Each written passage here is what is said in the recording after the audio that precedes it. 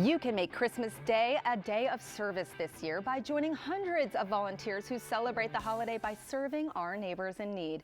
For more, we're joined by celebrity chef and host of Culture Kitchen with Bren Herrera that you can see on Clio TV, and along with Roger Sherman of the District Pit Barbecue. Thank you so much for being here. Thanks for having us. Well, good morning. Thanks for having us. Hey, Washington. Hello, everyone. Happy holidays, Happy right? holidays. Speaking of the holidays, you do something very special, and you've been doing it for 8 years. That's amazing. Take us back 8 years ago. Well, actually, how did this all start? Let me walk you way back. I failed to mention that when we were talking earlier, but my parents, when I was a very little girl, used to have us under the K Street Bridge entering Rock Creek Parkway, and we would feed the homeless there when I was around 6 or 7. Those are some great parents. Yeah, really wonderful. Thank you, Mommy and Poppy.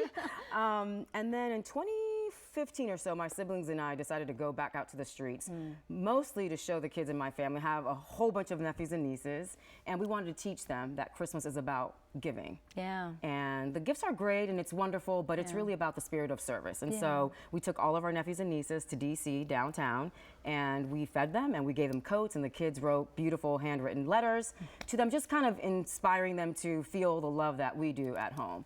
So then I formally picked it up in 2016, where I developed Bren Friends.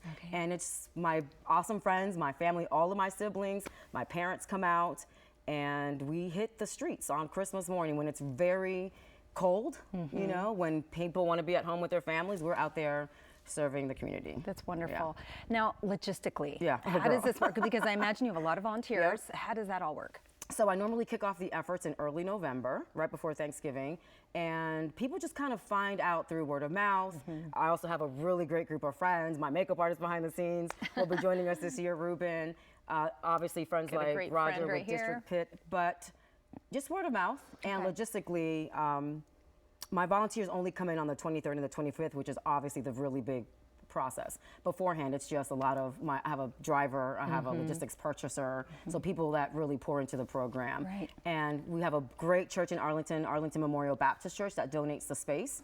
Really beautiful kitchen, so we do all the cooking there. And this year, because we're doing 1,200 meals, Capitol Hill Seventh-day Adventist Church is also lending their kitchen. So we're splitting up the 1,200 meals between the two churches. But it's a logistical thing. Yes, as you have grown, it sounds like the community has grown in to help you. And Roger, tell us about yourself and how you've partnered here with Bren. So I'm Roger Sherman with the District Pit. We're a barbecue catering company. I've actually catered for a bunch of Bren's friends, and that's how they introduced us. Thought there might be some synergy because we're both from Washington, D.C., and she's doing good things in the community. I've been trying to do good things in the community for a long time, and this is my 4th year helping. So she has, you know, it's a great kitchen that they talked about doing out in Virginia, where they do all the cooking.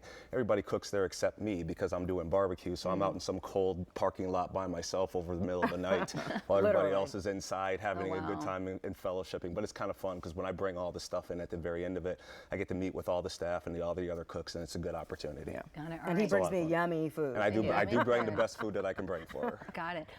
So you're going to be serving barbecue. What else are you guys serving? So I do a beautiful yellow vegetable rice that's inspired by my mom. We do a gorgeous, robust Italian-style meatballs. So this is not sandwiches that you're handing out. No. We literally set up. Yes. We set out tables at the 3 different locations, and we let people stand in line, and we just serve them. That's amazing. So it's meatballs, your chicken. I'm going to do smoked chicken and pork loin this year. All right. And we've got stuffing, we've got green beans, we've got roasted potatoes. Like, we do a warm and wonderful meal. And it's all cooked, you know, that morning. So Well, I want to make sure that we get to the Bren Herrera Foundation. Tell us about that. What's your purpose there? So the Bren Herrera Foundation was really born out of just community service and my entire family being spirited around serving our communities. And I figured that there was so much that we could do. So Bren Friends is our signature key event.